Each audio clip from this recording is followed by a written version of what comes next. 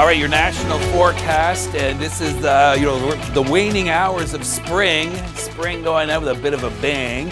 So first of all, we had some of those rain showers moving across southern areas of Ontario. This is Stony Creek on the backside of that storm. You can hear the wind, but the wind was far more ferocious in Quebec here, where that was combined with some heavy rain, some damage done in places around Danville and Drummondville, for example. And that wasn't the only game in town. How about look at the very impressive twisters there in Saskatchewan.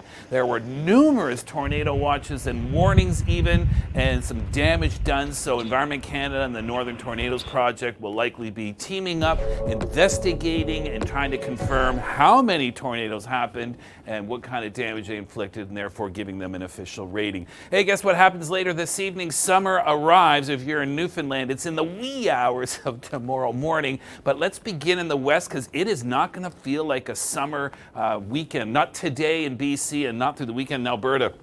Look at our big upper level low. Look at that classic counterclockwise spin, taking that moisture and just ejecting it up in towards BC and Alberta. We're still in the early stages of this because we're going to get quite a bit of rain out of all of that. But look at the temperatures, just 15 degrees in Vancouver and Victoria. Bring your umbrella with you. Just 15 degrees in Calgary. Now you'll note over towards Manitoba, still much warmer. So we do have the risk of thunderstorms. I don't think the energy is quite the same as yesterday. So mostly non-severe, but near the U.S. border, some of these storms could be potentially severe weather in southeastern Saskatchewan to northwestern areas of Ontario.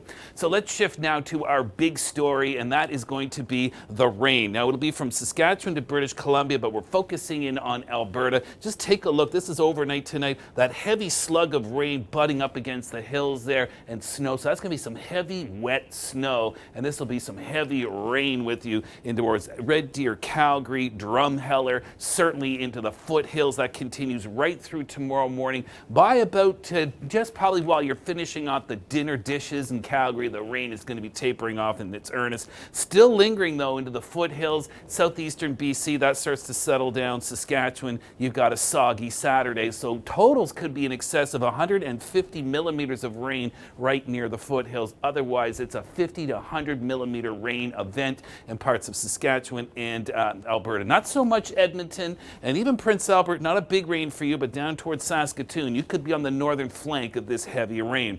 Heavy snow, likely 10 to 20 centimeters above 2,000 meters, so the highest elevations of the Icefields Parkway. Into British Columbia, watch out for showers and thunderstorms producing heavy rain, including the Okanagan Valley, South Thompson, possibly even Fraser Canyon and the Fraser Valley today. Tomorrow, that tapers off and the coast, lingers longer into the southeastern interior of British Columbia, and you may even still see some lingering showers into Sunday. So you could be looking at anywhere from 20 to 50 millimeters of rain for southern BC interior. Again, the highest amounts near the Rocky Mountains, where flooding is a possibility, and snow in the higher elevations. And it's going to be cold, except in the central and northern areas of the Yukon. That weather statement continues for the heat.